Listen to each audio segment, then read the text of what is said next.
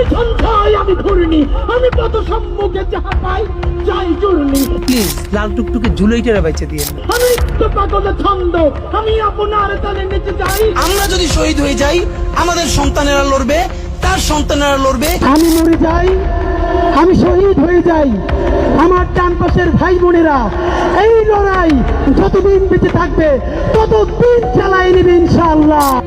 আগামী 24 ঘন্টায় অ্যাকশন দেখবো, অ্যাকশন।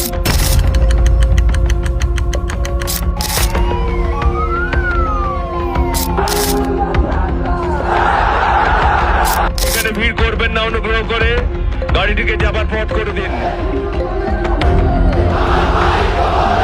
এই পৃথিবী একবার পায় তারে, পায় না কোয়ার। কবি জীবনানন্দ দাশের বিখ্যাত কবিতার এই দুটা লাইনই হয়তো শহীদ ওসমান হাদির ব্যাপারে খুব বেশি প্রাসঙ্গিক হয়ে দাঁড়ায়। এ বঙ্গভূমি একবার পায় ওসমান হাদিদেরকে, পায় না কোয়ার।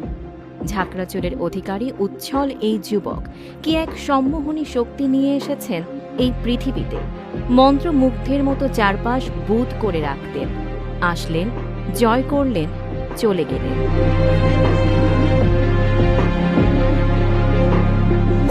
আজ ৩০ জুন সেই বিপ্লবী ক্ষণজন্মা শহীদ শরীফ ওসমান বিন হাদির জন্মদিন।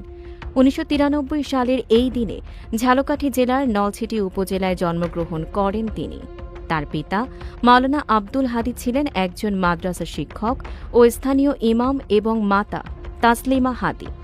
ধর্মীয় ও মূল্যবোধ নির্ভর পরিবেশে বেড়ে ওঠা ওসমান হাদি শৈশব থেকেই লেখালেখি, অধ্যয়ন ও সমাজ সচেতনতায় আগ্রহী ছিলেন। আলিম সম্পন্ন করার পর তিনি ঢাকা বিশ্ববিদ্যালয়ের রাষ্ট্রবিজ্ঞান বিভাগে উচ্চশিক্ষা গ্রহণ করেন এবং তীব্রভাবে রাজনীতি সচেতন হয়ে ওঠেন।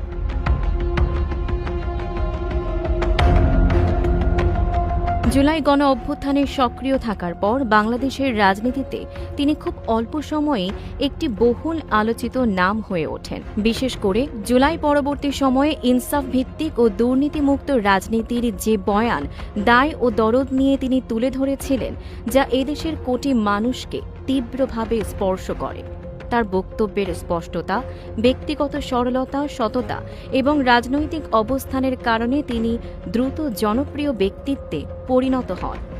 জুলাইয়ের আকাঙ্ক্ষা প্রতিষ্ঠা করতে দিনরাত নিরলস পরিশ্রম করে গড়ে তোলেন সাংস্কৃতিক প্রতিষ্ঠান।